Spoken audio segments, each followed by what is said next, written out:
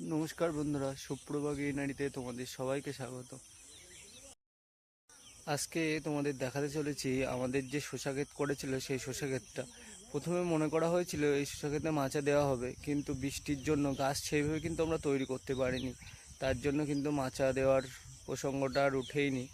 এখন শসা কিন্তু মাটিতেই করা হয়েছে এবং তোমাদের সামনে আজকে দেখাবো মাটিতে কেমন কীভাবে ফলন ধরেছে বা কিভাবে কি জালি পড়েছে।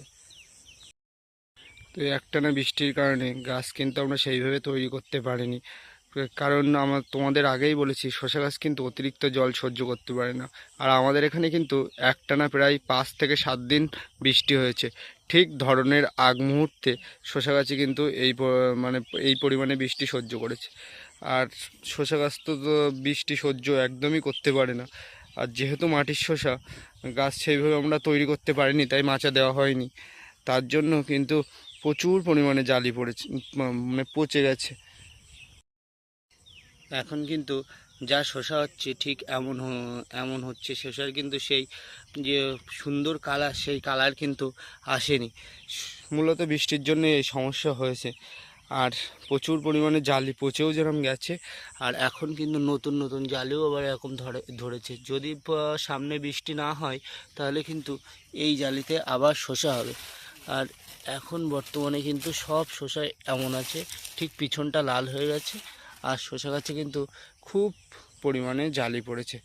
আর তোমরা ক্ষেত তো দেখতে পাচ্ছ, এই ক্ষেত কিন্তু যে 7 কাঠা জমিতে তোমাদের শসা লাগিয়েছিলাম, ক্ষেত কিন্তু এইভাবে খুব যে আহামরি গাছ এঁটেছে তা কিন্তু নয়।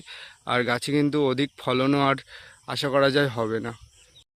তো কিছু কিছু জায়গায় কিন্তু একই জায়গায় এরকম 2-3টে শসা আছে, হয়তো এদের আহামরি ঢক ভালো না, বা আহামরি সেইভাবে শসা গ্রোথ করেনি। তাও যেটুখানি আছে মোটামুটি একেবারে খারাপ নেই।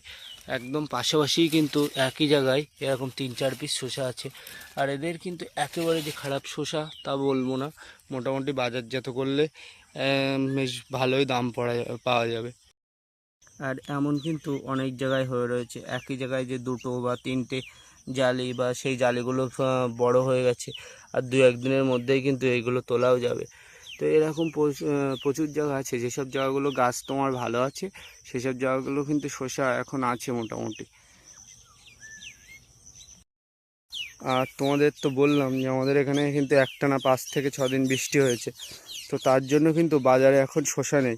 আগে যে শসা আমরা 15 টাকা 16 টাকা বিক্রি করছিলাম, এখন কিন্তু সেই শসায় 35 থেকে 40 টাকার মধ্যে। তো এই যে 7 কাঠা জমিতে হয়তো আহামরি শসা হবে না, বাট 20-30 কিলো যদি শসা হয় তো কিন্তু সেই মানে বাজার দামটা খুব ভালোভাবেই পাওয়া যাবে। তো তার জন্য এখন কিন্তু যা শসা হয় বাজারে নিয়ে গেলে মোটামুটি 35 থেকে 40 টাকার আশপাশে দাম পাওয়া যাবে। আর আমরা কিন্তু এতে বিরাট আর হাইটেক হামাগুড়ি করেছিলাম।